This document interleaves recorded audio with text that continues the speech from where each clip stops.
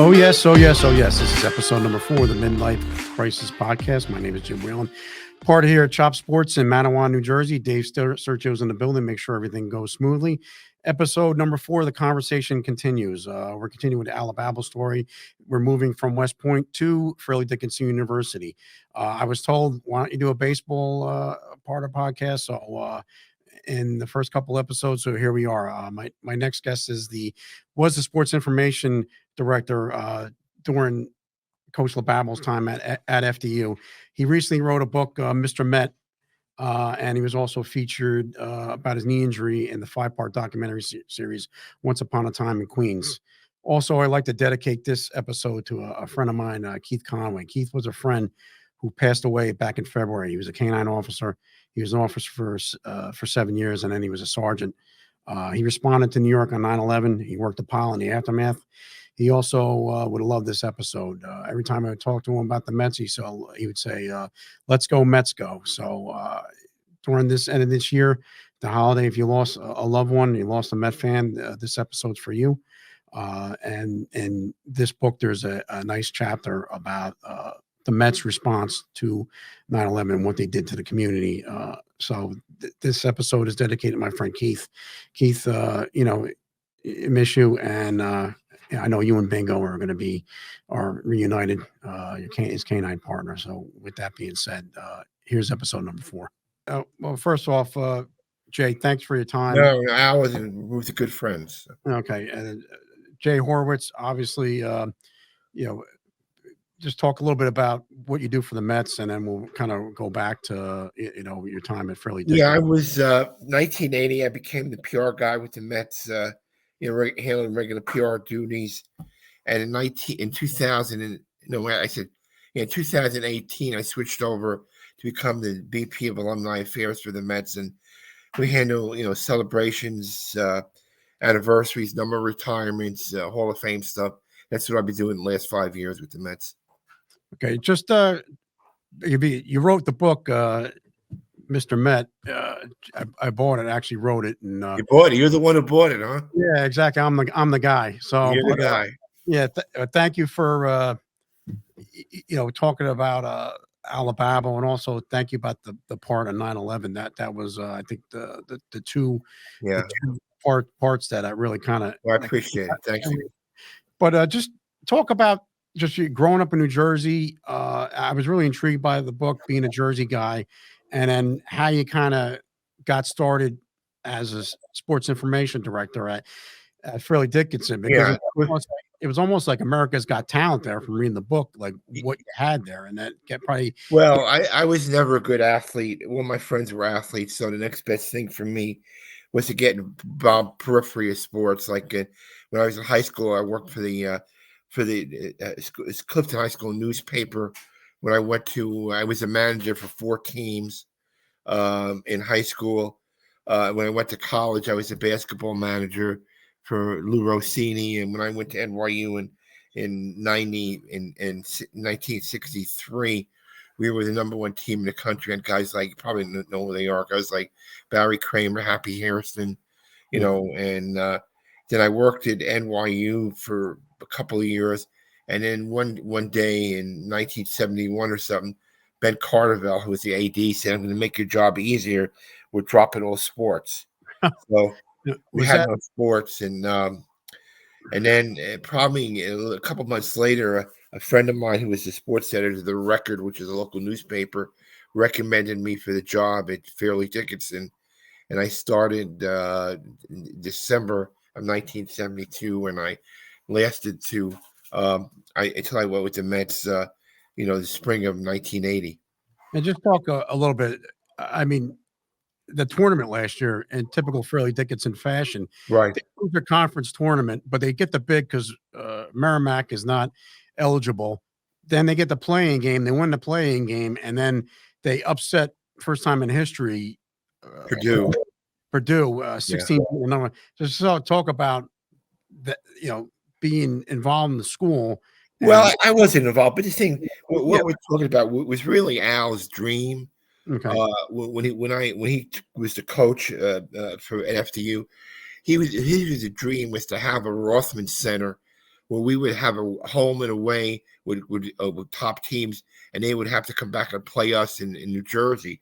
Unfortunately, he left before that dream came to fruition, and we when I was my time in FDU, we lost in 38 different states.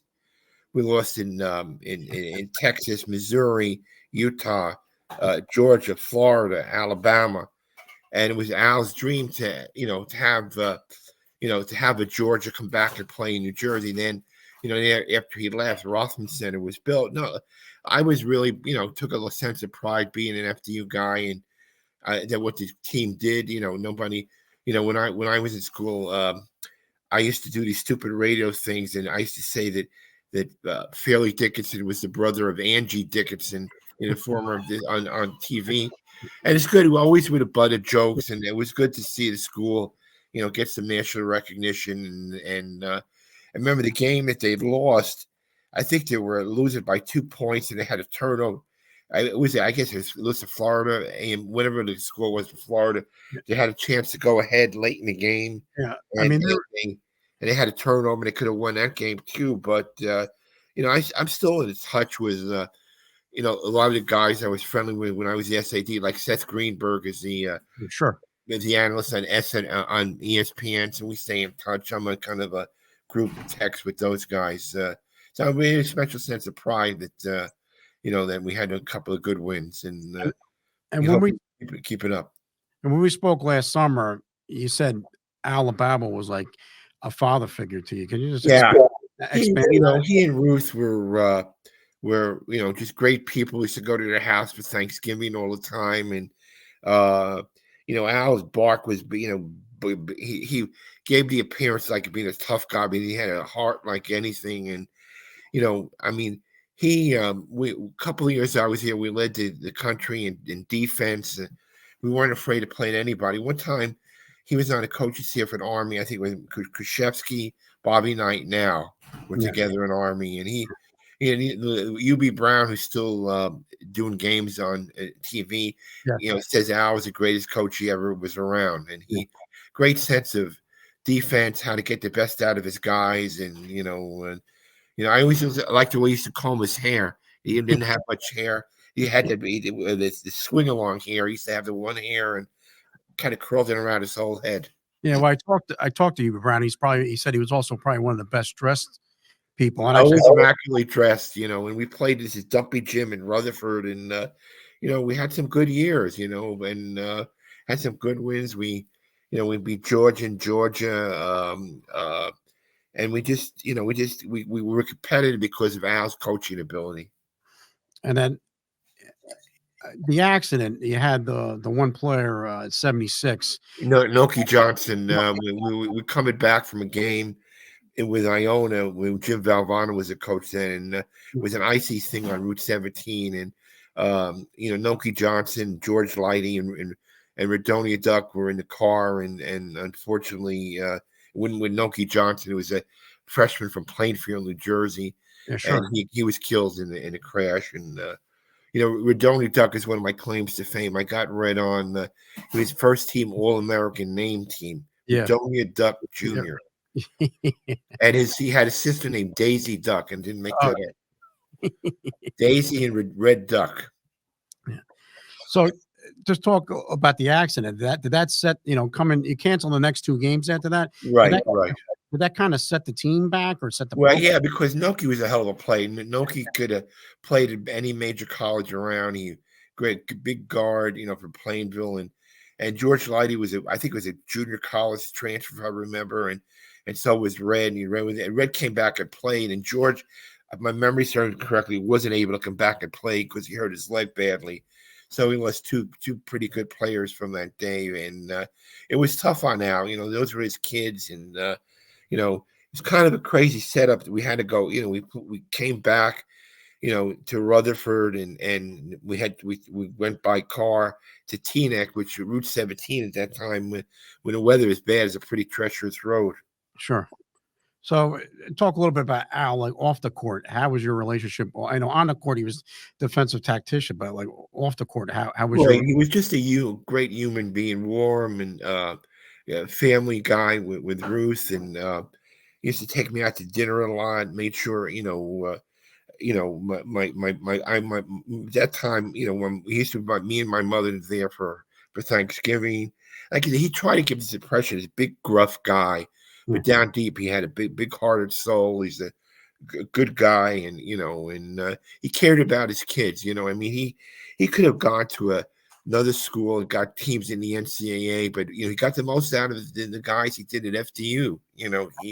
The way he approached, and he and it just he. I remember going back to the accident for a second. Bobby Knight came to Rutherford to talk to the team, tell them to keep their daubers up. And then after Al left Fairleigh Dickinson, he went on for a couple of years.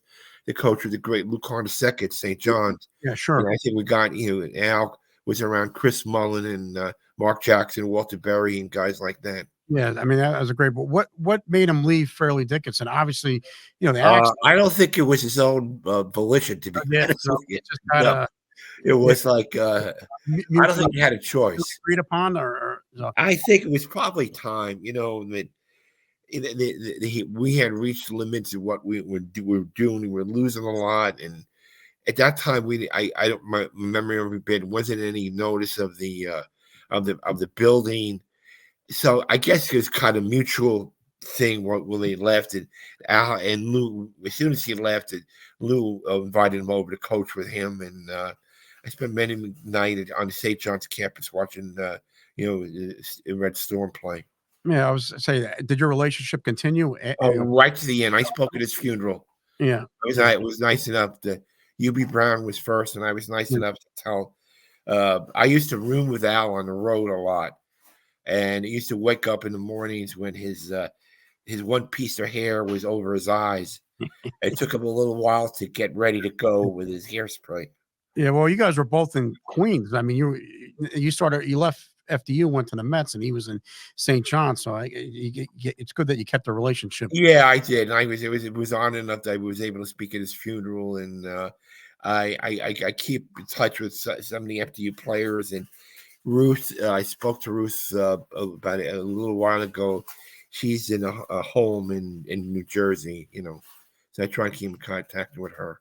And how if you had to rate it, how you've been around sports a lot and watched sports a lot, being with your book, how good of a coach was he overall? I mean, I get the feeling that he was underrated. Like that's why Big time underrated. Big time. I mean, great sense of the game, great defensive positioning. At that time there's no clock, right? Yeah. So his thing, he got it from Bob, and that was ball you man. That's the way we play difference. Ball you man, and I mean, he drained every sense of talent out of the guys we had. We had 500 seasons, and the games we lost, we were competitive. We very rarely got blown out of games. We used to win games like 50-49, 56-53, and stuff like that, and we just didn't have the scores. They were able to drain the clock. There was no clock at that time. Yeah. And you said you spoke at his funeral. What are some of the things you said as far as just what he meant to me as a person? That he treated me as a son. He had and that he was always made sure had someplace to go for the holidays, and we used to go out and eat after the games. It was more of a family thing than a working arrangement. You know what I mean?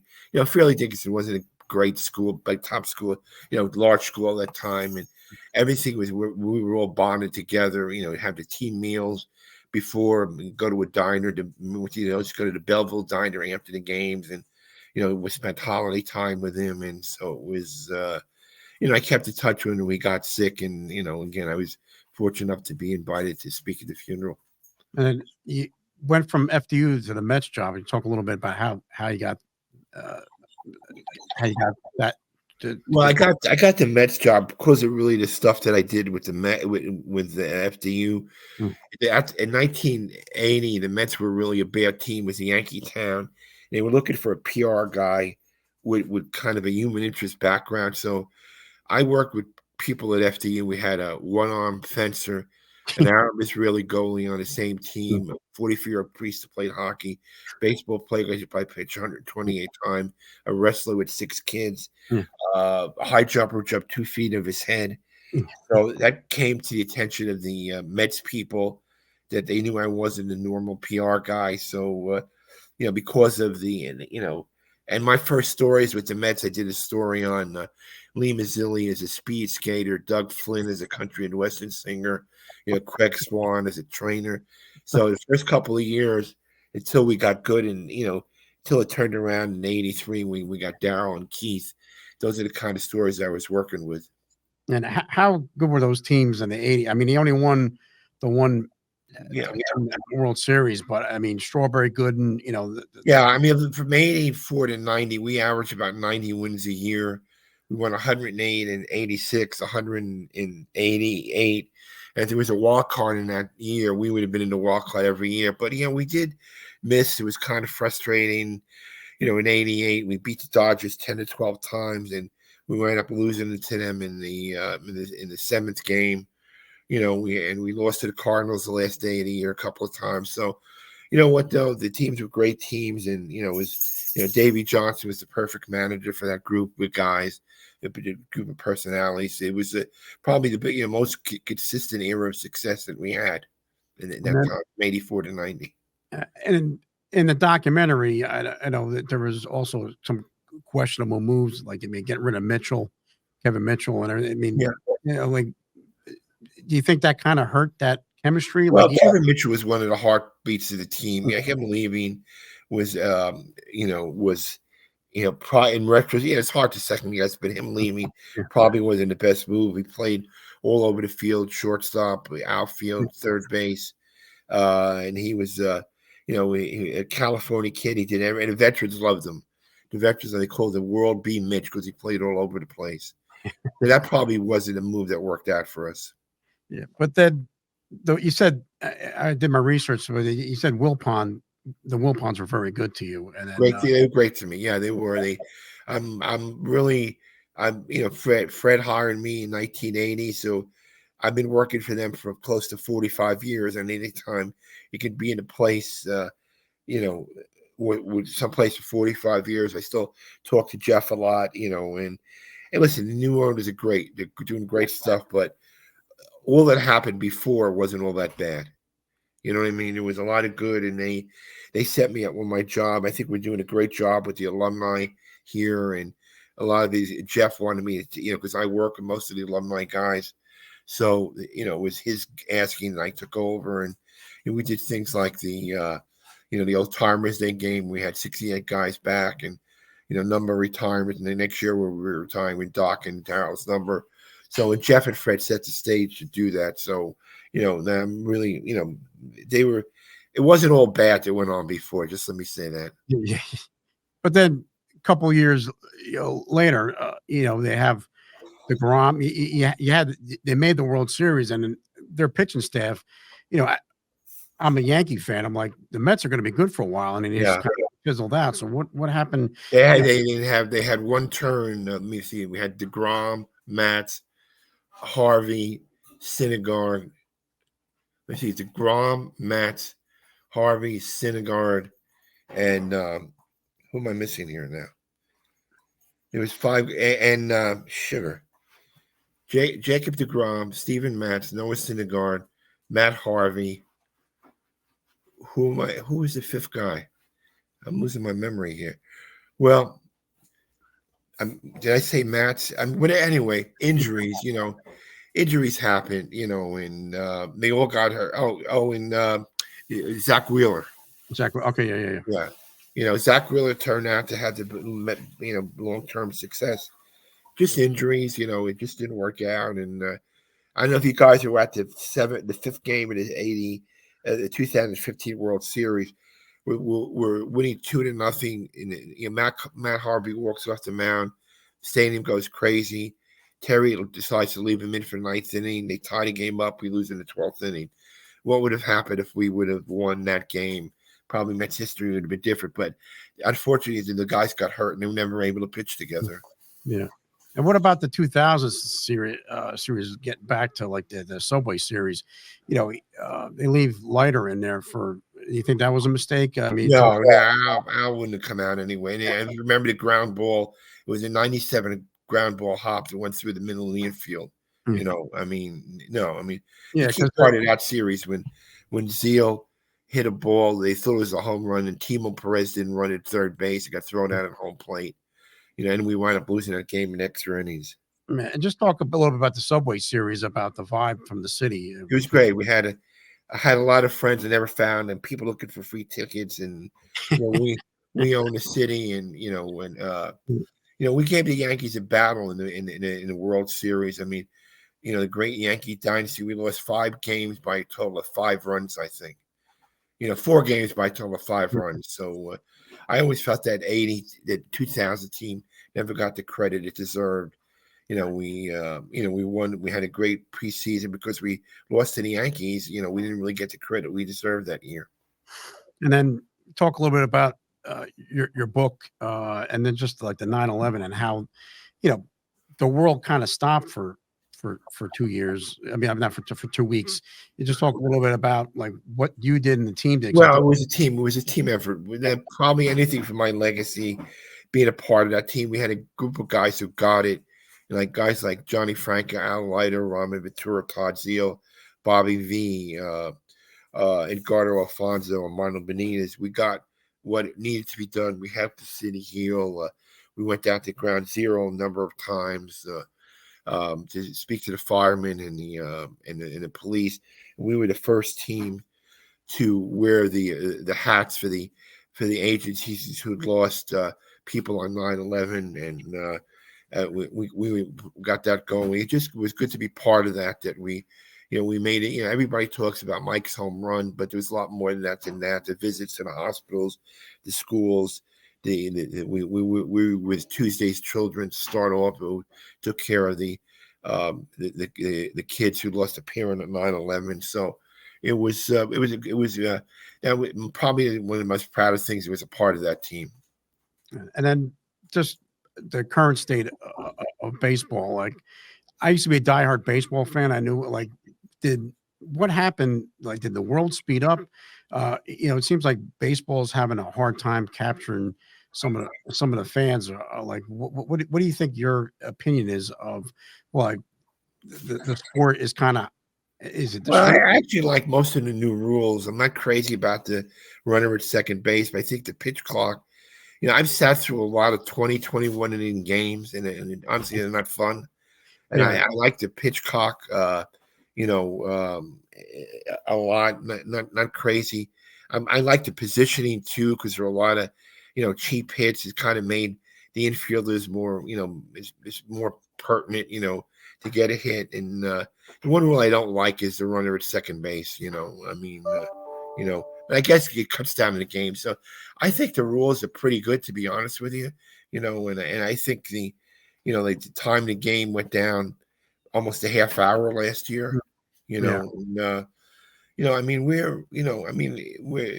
look at the places you win. I mean, we got we have a new management team now, and hopefully we can get off to a good start. And look at the Arizona got to the playoffs this year with 84 wins. Yeah. So you just got to get in the playoffs. You don't have to win your division; you just got to get in. Yeah.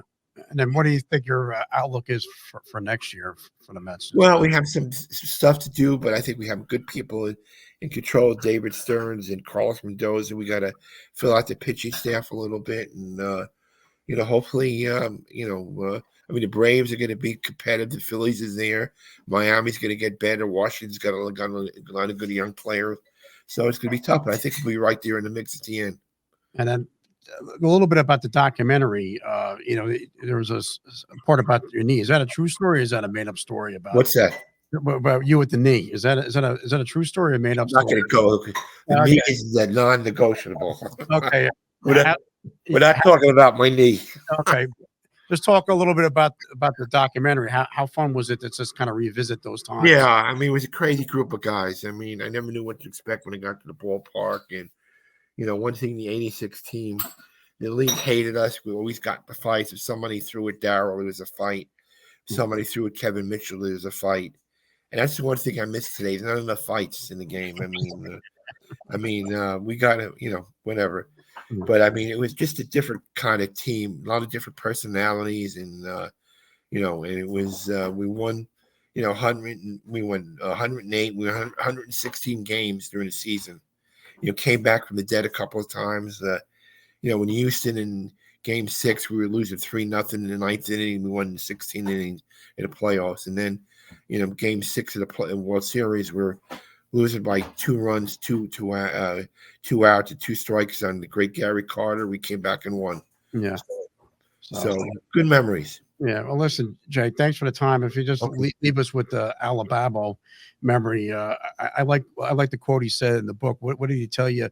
Well, let's go back to the Springfield. You get the job, and then they're 1-0. If you just talked about that story when you got the job, FDU was 1-0, and then if you could take it from there. Well, I mean, you talk about the game in Maine. Yeah, the Maine. Yeah. We were. It was my first day on the job, and I was keeping score, and I transposed the wrong numbers in the scorebook. So we started the game with 2 technical fouls, and we wound up losing 68-67. And Al came to the scorebook, the scores table, and said, "Now I know why FNNYU dropped basketball," and we walked away. Thankfully, things got better after that, though. Yeah. Well, listen, Jay, I appreciate the time. If you just have, happy Thanksgiving to you. Thank you and your family, guy. Okay. Thank you for the time. I really appreciate it. And thanks.